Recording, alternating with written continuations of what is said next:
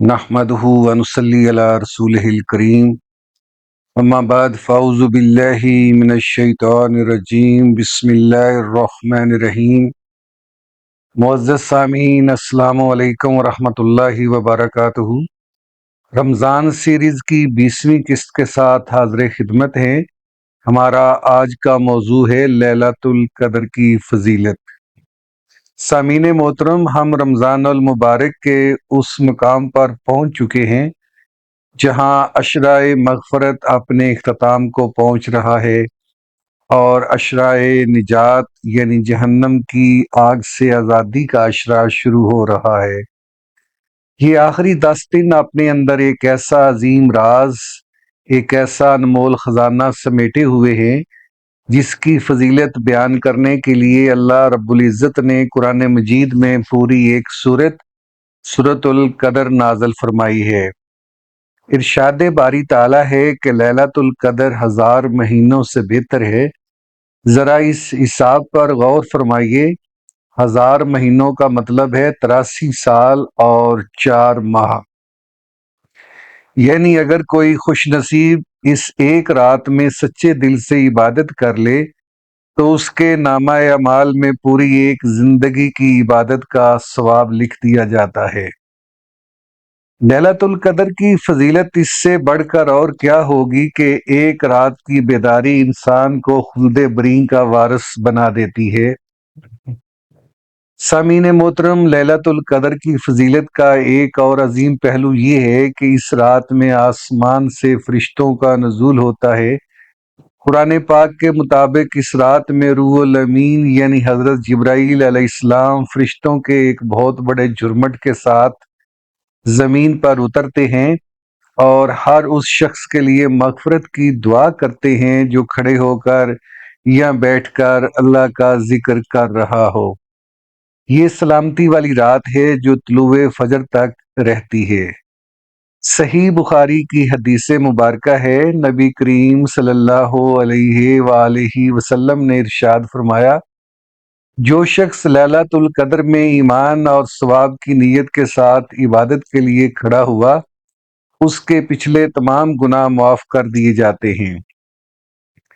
یہ رات اللہ کی طرف سے امت محمدیہ صلی اللہ علیہ وآلہ وسلم کے لیے ایک ایسا تحفہ ہے جو پچھلی کسی امت کو نہیں ملا۔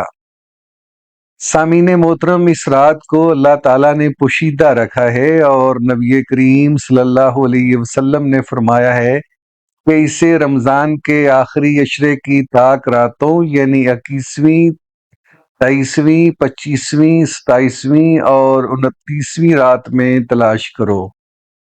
لیلۃ القدر کو چھپانے میں اللہ کی ایک بہت بڑی حکمت پوشیدہ ہے تاکہ بندے اس کی تلاش میں زیادہ سے زیادہ راتیں جاگ کر گزاریں۔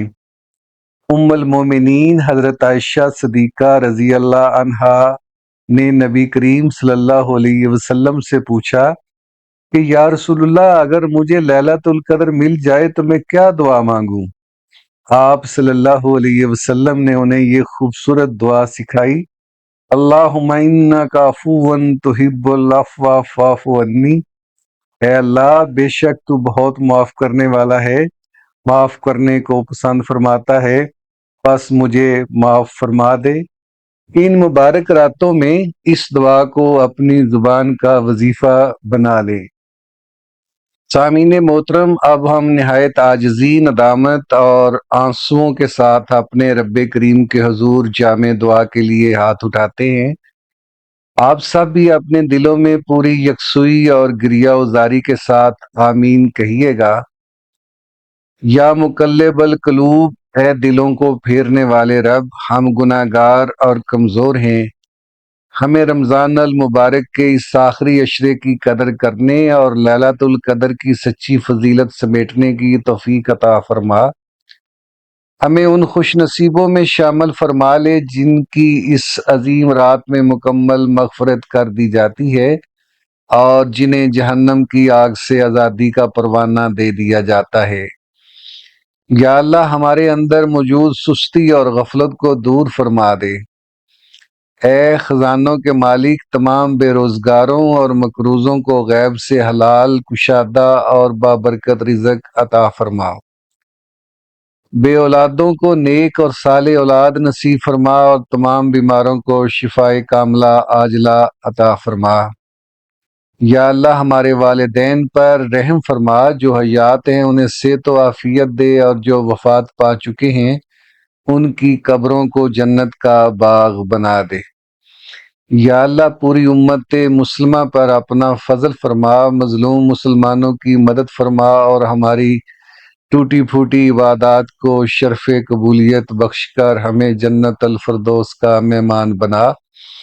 آمین ثم آمین یا رب العالمین، وآخر دعوانا ان الحمد للہ رب العالمین۔ سامعین محترم، امید ہے کہ رمضان سیریز کی یہ 20ویں قسط آپ کو لیلۃ القدر کی فضیلت سمجھنے اور اس کی تلاش میں بھرپور مدد دے گی۔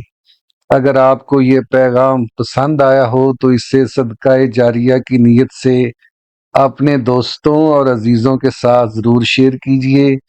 انشاءاللہ اگلی قسط کے ساتھ بہت جلد دوبارہ حاضر ہوں گے۔ تب تک کے لیے اجازت دیجیے۔ اللہ حافظ۔